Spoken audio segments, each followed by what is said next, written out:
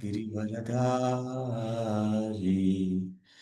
यशोधनन्दन व्रज जनरञ्जन यमुनतीरावनचारी शिशि राधा माधव की शिशि गौर निताय की जगन्नाथ बलदेव सुभद्र माई की शिल प्रभुपाद की गौर प्रेमानंदे हरि हरे कृष्ण। ओम नमो भगवते वासुदेवाय। ओम नमो भगवते वासुदेवाय। ओम नमो भगवते वासुदेवाय। हरे कृष्णा। ஸோ நம்மளுடைய சிஷ்டாஷ்டகம் வரிசையில் இன்றைய வகுப்பில் நம்ம கடைசி ஸ்லோகத்தில் அதோடைய விளக்கத்தை பார்க்க போகிறோம். ஸோ நம்மளுடைய நாம ஜபத்துடைய மனோபாவம், எந்த மனோபாவத்தில் நம்ம ஜபம் செய்யணும் அப்படிங்கிறத இங்க சைத்தன்ய மகாபிரபு ஒரு உதாரணமாக அவர் நமக்கு சொல்லிக் கொடுக்குறாரு. இந்த 8 ஸ்லோகங்கள் முக்கியமான ஸ்லோகங்கள். இது நம்மளுடைய நாம ஜபத்தில் எப்படி உன்னதமான உணர்வில் நாம் ஜபிக்க வேண்டும் அப்படின்னு சைத்தன்ய மகாபிரபு இன்னைக்கு நமக்கு சொல்லிட்டு இருக்காரு. அதை நம்ம கடைசி ஒரு 8 நாளாக பார்த்துட்டு இருக்கோம். இன்னைக்காவது 8வது கடைசி ஸ்லோகம். இது நம்மளுடைய இறுதி இலக்காக, நம்மளுடைய கிருஷ்ண உணர்வில் இதை இறுதி இலக்காக நாம் எடுத்துக்கணும். இந்த ஸ்லோகத்துடைய உள்ளர்த்தம் நம்மளுடைய மனசுல ரொம்ப ஆழமாக இது படியணும். இது 8வது ஸ்லோகம். ஆசில்ஸ்யவா பாதரதாம் வினஸ்துமா ஆதர்ஷனான் மர்மஹதாம் கரோத்து வா யதா ததவா விததாதுலம் பதோ மத்பிராணநாதஸ்து சயேவ ந பரஹா. ஹரே கிருஷ்ணா. ஸோ இதோடைய ஆங்கிலம், அதோடைய அர்த்தம் இது இது ஆக்சுவலாக சைத்தன்ய சரிதாமிர்தத்தில் அந்தியலீலை 20வது அத்தியாயம் 47வது ஸ்லோகத்தில் இது கொடுக்கப்பட்டிருக்கு.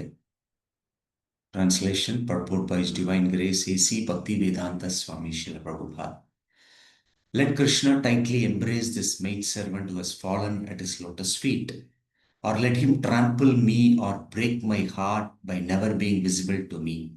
He after all can do whatever he likes, but he is still no other than the worshipable Lord of my heart. இதோடைய தமிழாக்கம் நான் பகவான் கிருஷ்ணருடைய பாதச்சுவடுகளை நான் ரொம்ப இறுக்கி நான் பிடிச்சிக்கிறேன். அவர் என்னுடைய இருதயத்தை என் முன்னாடி நிற்காம என்னுடைய இருதயத்தை அவர் உடைத்தாலும் இல்லை எனக்கு கருணை கொடுத்தாலும், என்ன அவர் செய்ய நினைத்தாலும், என்னுடைய மிகுந்த நெருங்கிய பகவான்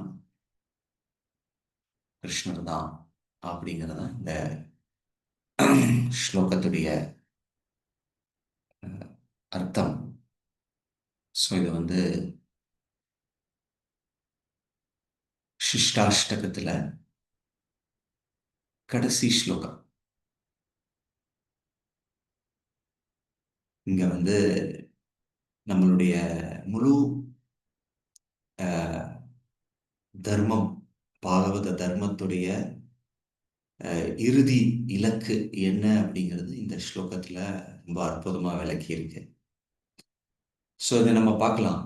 இப்படி பகவத்கீதையிலையும் கிருஷ்ணர் கடைசி அத்தியாயத்துல இந்த இறுதி இலக்க கொடுக்கிறார்.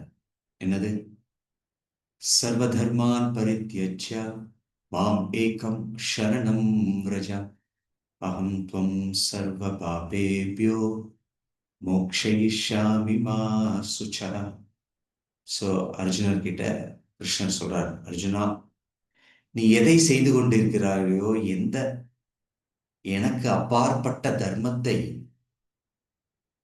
நீ எதை செய்து கொண்டிருக்கிறோ அதையெல்லாம் விட்டுட்டு எனக்கு நீ பரித்தியஜ்யா முழுமையாக சரணாகதி அடைந்தால், சர்வதர்மான் பரித்தியஜ்யா எப்படி, மாம் ஏகம் சரணம் ரஜ. ஏகம் அப்படின்னா வேற யாருமே இல்லை எனக்கு. மாம் ஏகம் சரணம், எனக்கு முழுமையாக அப்படி அந்த ஒரு மனோபாவத்தில் இருக்கிறவங்க. அகம் துவம் சர்வ பாபேபியோ, அவருடைய எல்லா பாவ விளைவுகளை நான் அகற்றி விடுவேன் அப்படின்றது இங்க சொல்றாரு. மோக்ஷயிஷாமி மா சுச்சகா, விலக்கி உனக்கு மோட்சத்தை கொடுக்கின்றேன், பயப்படாதே. மா சுச்சகா, இது ரொம்ப முக்கியமான ஸ்லோகம். ஸோ நம்மளுடைய வாழ்க்கையில் வாழ்க்கையின் பக்குவம் என்ன அப்படின்னா, நமக்கு வந்து பகவான் கிருஷ்ணருக்கு சரணாகதி அடைவதே ஒரு முக்கிய இலக்காக சாஸ்திரங்களை கொடுக்கப்பட்டிருக்கு.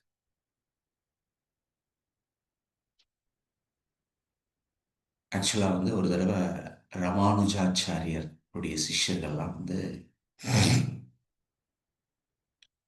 அவங்க வந்து சொல்றாங்க ராமானுஜாச்சாரியர் கிட்ட,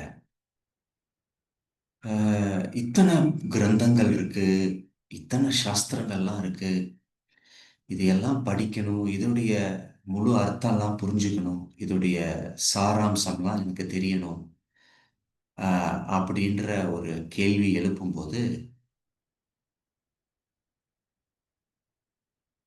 ஒரு அவர்கள் ஒரு கேள்வி கேட்கிறார் ஆச்சாரியர்கிட்ட, இதை வந்து ஒரு சாராம்சமாக எங்களுக்கு சொல்லிக் கொடுங்களேன் அப்படின்னு சொல்லி ராமானுஜாச்சாரியர்கிட்ட கேட்குறாங்க. ஸோ அவர் சொல்றாரு, இதுக்கு எல்லாத்துக்கும் சாராம்சம், நீங்க படித்த சாஸ்திரங்கள்லாம் படிக்கிறீங்க சரிங்கன்னா சாராம்சம் என்ன அப்படின்னா சரணாகதி. ஸோ ஸோ அது அந்த சரணாகதி எப்படி இருக்கணும் அப்படிங்கிறத வந்து சைத்தன்ய மகாபிரபு இந்த ஸ்லோகத்தில் நமக்கு சொல்லிக் கொடுக்குறார். ஸோ சரணாகதி அப்படின்னா பகவான் கிருஷ்ணர் மேல முழு நம்பிக்கையுடன் அவரையே நம்பி அவரை டிபெண்ட் ஆகி இருக்கிறது தான் சரணாகதி. அதோடைய அர்த்தம் பகவான் சொல்றாரு, அர்ஜுனா, மச்சித்த சர்வதுர்கானி மத் பிரசாதா தரிஷ்யசி. நீ வந்து உன்னுடைய சித்தத்துல எல்லா டிஃபிகல்டிஸ் கஷ்டங்கள்ல தடைகள்லையும் என்னுடைய சித்தத்துல மச்சித்த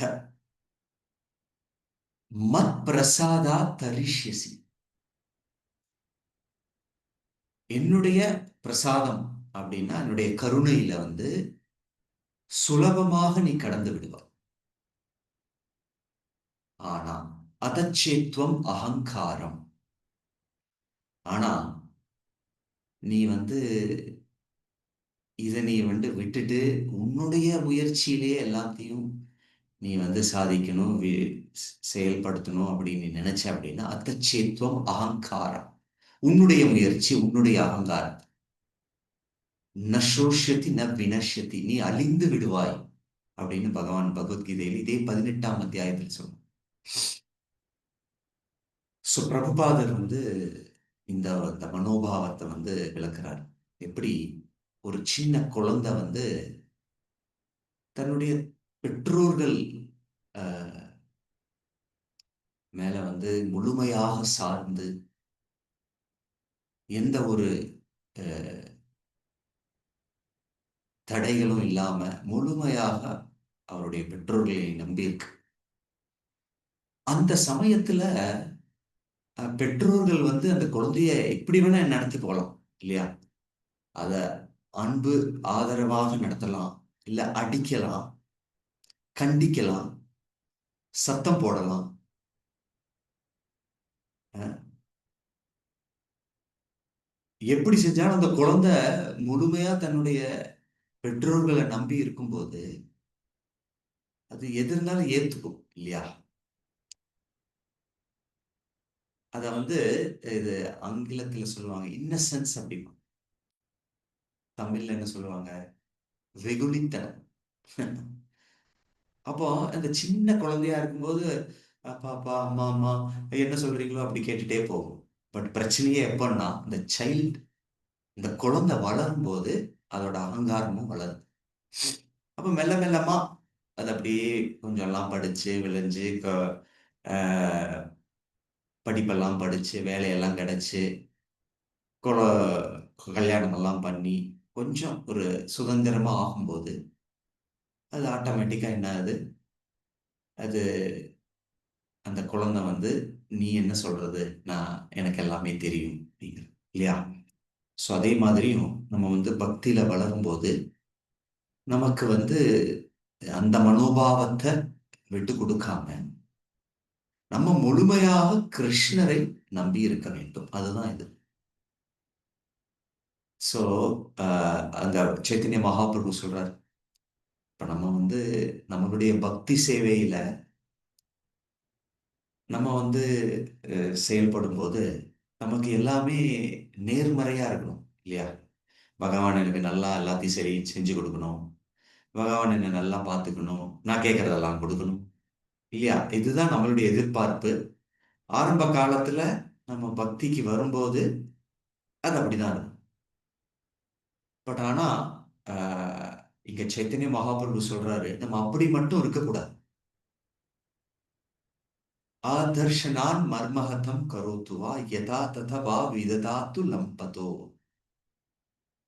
நீ வந்து எனக்கு நேர்மறையாக இருந்தாலும் சரி, எதிர்மறையாக என்னுடைய சூழ்நிலைகள், என்னுடைய இதெல்லாம் எதிர்மறையாக இருந்தாலும் நீ என் முன்னாடி வராம என்ன நீ சரியாம நடத்தலைன்னாலும்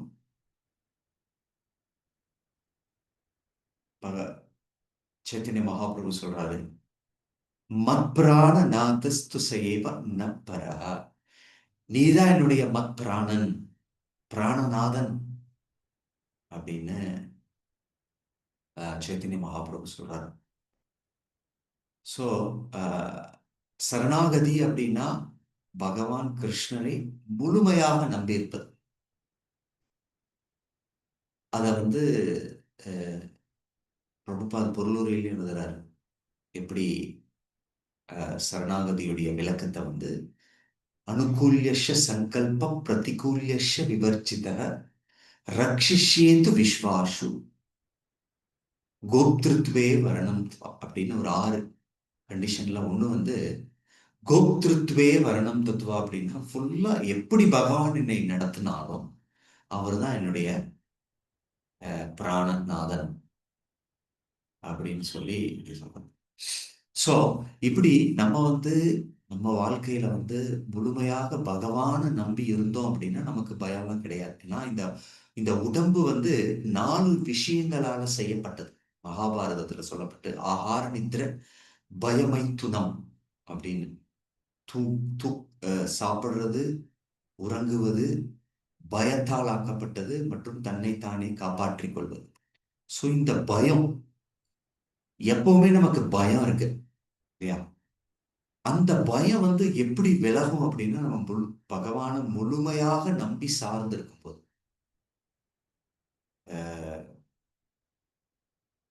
அப்படி இருக்கும்போது நமக்கு அந்த பயம் இருக்காது. இதே வந்து நிமி அரசர் வந்து கேள்விகள் கேட்கும்போது கவி என்ற நவயோகேந்திரன் அவர்கள் வந்து ரிஷபதேவருடைய புதல்வர் இல்ல ஒருத்தர், நவ யோகேந்திரர்ல ஒருத்தர் கவி. அவர் சொல்றாரு, பயம் த்வித்தியா அபினிவேஷிதா. எப்ப பயம் வருது அப்படின்னா, நம்ம எப்ப வந்து பகவான் கிருஷ்ணரை சாராமல் நம்ம நினைக்கிறோமோ அப்போ பயம் வரும் அப்படிங்கிறது பாகவத்தில் கொடுத்துருக்கு. ஸோ சைத்தன்ய மகாபிரபு நம்முடைய சரணாகதி எப்படி இருக்கணும் அப்படிங்கிறது நமக்கு இங்க கொடுக்குறாரு. எப்படி கொடுக்குறாரு? நீ என்னை கட்டி அணைச்சாலும் சரி, எட்டி உதைச்சாலும் சரி, எல்லா சூழ்நிலையிலும் என்னுடைய பகவான் நீதான் அப்படின்னு. ஸோ ரொம்ப நமக்கு இதுதான் சொல்லி கொடுத்தாரு. நம்ம வந்து இந்த ஹரே கிருஷ்ண மகாமந்திரம் ஜபிக்கும் போது பகவானுக்கு சேவை, பகவானே என்னை உன்னுடைய சேவையில் ஈடுபடுத்து அப்படிங்கிறது தான். அப்போ ஒரு கிரகஸ்தன் பொதுவா வந்து நம்மளுடைய இந்த பிரச்சாரத்துல பெரும்பாலாக வந்து கிரகஸ்தர்கள். ஸோ அவங்க வந்து அவங்களுடைய சேவைகளை, மனைவியை பார்த்துக்கொள்வது, குழந்தைகளை பார்த்துக்கொள்வது, போய் சம்பாதித்து வருவது, இந்த எல்லாத்தையும் வந்து கிருஷ்ண உணர்வுக்கு முன்னாடி அவருடைய பார்வை வேற மாதிரி. ஆனா கிருஷ்ண உணர்வுக்கு வந்த போது எல்லாமே பகவானுடைய சேவையாக செய்கிறார். ஸோ இது வந்து இந்த ஸ்லோகத்துல வந்து எல்லா சூழ்நிலையிலும் சாதாரணமா நமக்கு வந்து சாதகமான சூழ்நிலை நமக்கு பிடிக்கும். ஆனா சாதகமா இல்ல, எதிர்ப்பதமா இருக்கு. நான் வந்து ஒரு வேலை தேடுறேன், வேலை கிடைக்குது, நான் பக்தி செய்யறேன், எனக்கு சந்தோஷம். நான் வேலை பண்ணிட்டு இருக்கேன், நான் பக்தி செஞ்சுட்டு இருக்கேன், வேலை போகுது. அதை வந்து நம்மளால ஏத்துக்க முடியாது. ஏன் பகவானை இப்படி பண்ணீங்க? எனக்கு வந்து வேற ஏதாவது ஒரு நஷ்டம், பக்தி செஞ்சுட்டு இருக்கேன், நஷ்டம் ஆயிருது, இல்ல என்னுடைய ஆரோக்கியம் குளறுபாடு ஆயிருது, அப்ப என்னால வந்து அது தாங்க முடியாது. சில சமயத்துல வந்து சில பேர் கேட்பாங்க, ஏங்க நான் பக்தியில வந்ததுக்கு அப்புறம் ரொம்ப சோதனைகள் அதிகமாயிருச்சுங்களே, அது எதனால அப்படின்னு சில தடவை நமக்கு அந்த ஒரு கேள்விகள் வரத்தோம். ஸோ அது வந்து பகவான் நம்மளுடைய பக்தியில ஸ்திரமாக உறுதியாக ஆகிறதுக்கு கொடுக்கக்கூடிய, மாயை மூலமாக கொடுக்கக்கூடிய ஒரு பரீட்சை. சில சமயத்துல தோல்வி அடைஞ்சிரும். அப்ப நம்ம பண்ணுவோம், என்ன பண்ணுவோம்? நம்முடைய ஜபத்தை நிறுத்திடுவோம். இல்ல நம்ம மனோபாவத்துல, கிருஷ்ணா நீ செய்யறது எனக்கு சரியில்லை, நான் இன்னையோட உன்னோட பக்தியை நான் வந்து சரியா செய்ய மாட்டேன். நேற்று ஒருத்தர்கிட்ட பேசிட்டு இருக்கும்போது அவர் அவர் சொல்றாங்க, அவர் வந்து பகவானுடைய விக்கிரகங்கள்லாம் ஜெகநாதர்லாம் வச்சு ஆராதனை பண்ணிட்டு இருக்காங்க. சில எதிர்மறைகள் வந்தது. அப்ப வந்து அவங்க சொல்றாங்க, இந்த வாட்ஸ்அப் குரூப்ல வந்து போடுறாங்க, என்ன பகவான், நான் ஜபம்லாம் பண்ணிட்டு இருக்கேன், தீட்சையெல்லாம் வாங்கிட்டாங்க, என்ன பகவான் இவர், நான் இன்னையோட எல்லாத்தையும் நிறுத்த போறேன். சோ இங்க சைத்தன்ய மகாபிரபு சொல்றார், ஆசில்ஷவா பாதரதம் பினஸ்துமா அதர்ஷனான் மர்மஹதம் கரோத்துவா யததவா விததா துலம் பதோ. என்னுடைய பிராணநாதன் நீ எப்படி என்ன நடத்தினாலும் நீதான் என்னுடைய. சில சமயத்துல நம்ம வந்து ஷேக் ஆயிரும் இல்லையா? பட் ஃபர்ஸ்ட் இன்ஸ்டன்ஸ்ல ஷேக் ஆயிரும். நேத்து ஒருத்தர் ஜஸ்ட் வெளியூர்ல இருந்தேன், ஜஸ்ட் ரிட்டர்னிங் பேக். ஒருத்தருடைய அவருடைய மனைவி 16 மாலை ஜெபம் பண்ணிட்டு இருக்காங்க, அப்படி அவருக்கு கேன்சர் வந்து பயங்கர டிஸ்டர்ப் ஆயிட்டாங்க. ஷோ கீமோதெரபி எல்லாம் பண்ணி ரொம்ப உடம்பெல்லாம் கருப்பாயோ, ஏன் இப்படி ஆகுது அப்படி இப்படின்னு. பட் பக்தியில ஸ்திரமா இருக்கிறவங்க டிஸ்டர்ப் ஆக கூடாது. நேத்து பிரபுபாதரை கூட்டு படிச்சிருப்பீங்க. பிரபுபாதர் என்ன சொல்றாருன்னா, யார் ஒருவர் பக்தியின் உச்சக்கட்ட நிலையில்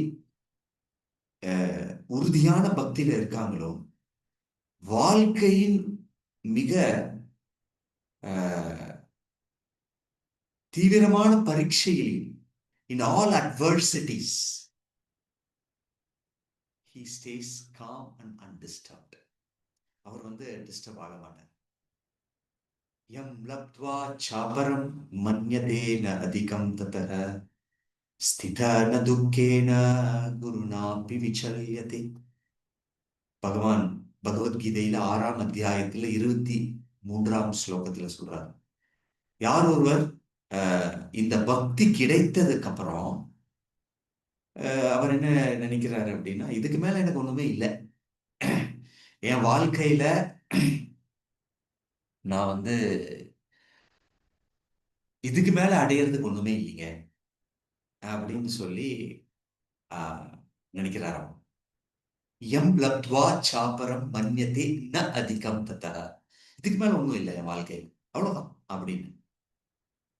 ஸ்திதோ ந துக்கேன அப்படின்னா, அவர் ஸ்திரமா இருக்கார் அவருடைய பக்தியில. எல்லா துக்கத்திலையும் குருநாபி விச்சல்யதே. என்ன இடி இடி மின்னல் எது அவருடைய பக்தியில வாழ்க்கையில நடந்தாலும் அவர் ஒரு ஒரு க்ஷணம் கூட அவருடைய பக்தியில அவர் தளரவே மாட்டாரு அப்படிங்கிறது கிருஷ்ணன் பகவத்கீதையில் 6ஆம் அத்தியாயத்தில் தியான யோக முறையில கொடுக்கிறார். சோ அப்படி பரீட்சையெல்லாம் வரும். நம்ம ஒரு புல்ல போல நம்ம சிஷ்டாஷ்டகத்துல பார்த்தோம் இல்லையா, ஒரு புல்லை போலையும் மரத்தை போலையும் பக்தியில நம்ம தொடர்ந்து வந்தோம்னா வெற்றி நிச்சயம். ஏன்?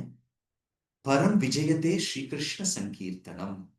ஏன்னா சைத்தன்ய மகாபிரபு சொல்லிட்டாரே, யார் இந்த சங்கீர்த்தனத்தை எடுத்து நாம ஜபத்தை எடுத்து பண்றாங்களோ அவங்களுக்கு பரம் பரம் விஜயம்.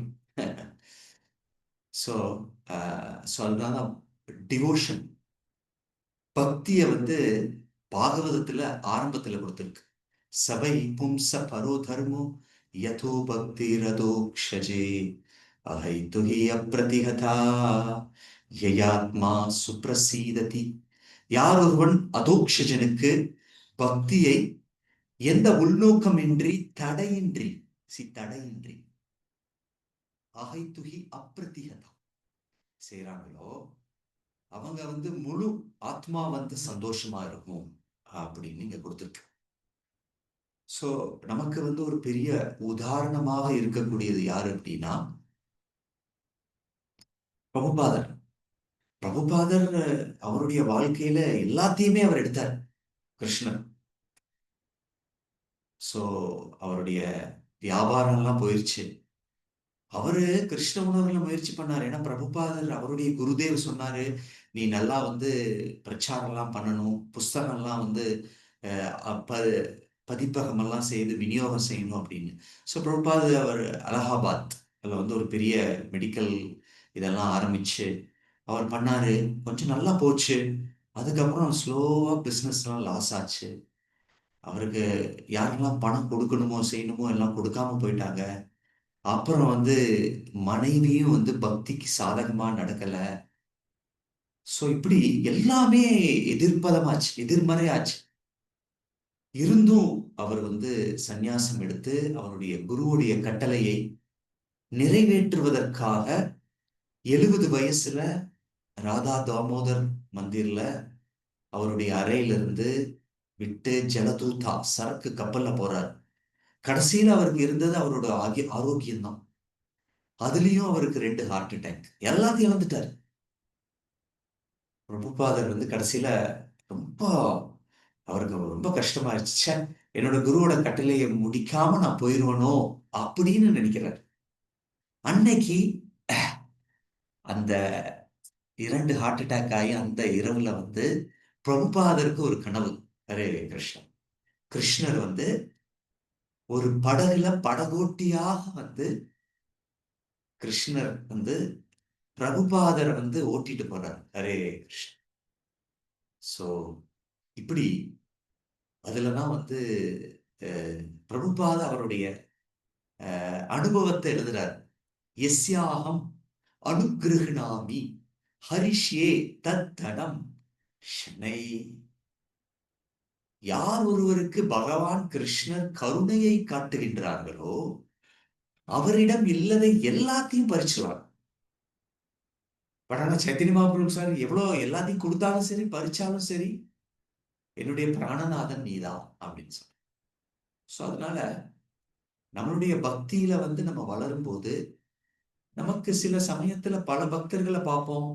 ஒவ்வொருத்தருக்கும் ஒவ்வொரு சுச்சுவேஷன் இருக்கும். அவர் எப்படிங்க, அவருக்கெல்லாம் நல்லா நடக்குது, பட் எனக்கு எல்லாமே சரியா போகுது, இப்படி எல்லாமே நேர்மறையா இருக்குங்க அப்படின்னு நம்ம நினைக்கலாம். பட் அது வந்து ஒவ்வொருத்தருடைய கர்ம வினை, அவருடைய சரணாகதி, அதை வச்சு நம்ம வந்து ஒப்பிட்டு பார்க்க கூடாது. நமக்கு இந்த ஸ்லோகத்துல பகவான் வந்து என்ன கொடுத்திருக்காரு? நான் ஃபுல்லா பகவான் கிருஷ்ணருக்கு சரணாகதி அடைந்து, எதிர்மறையா இருந்தாலும் சரி, நேர்மறையா இருந்தாலும் சரி, என்னுடைய பக்தி சேவையில நான் முன்னிறுத்து போவேன் அப்படின்னு. பல உதாரணங்கள். பிரகலாதர் மகாராஜர் எப்படி அந்த படத்துல எவ்வளவு அற்புதமா அவங்க வந்து பிக்சரைஸ் பண்ணியிருப்பாங்க. எல்லா சூழ்நிலையிலும் வந்து அவர் பகவானுடைய நாமத்தை தான் ஜெபம் பண்ணிட்டு இருந்தாரு. அம்பரீஷ் மகாராஜர், அவர் வந்து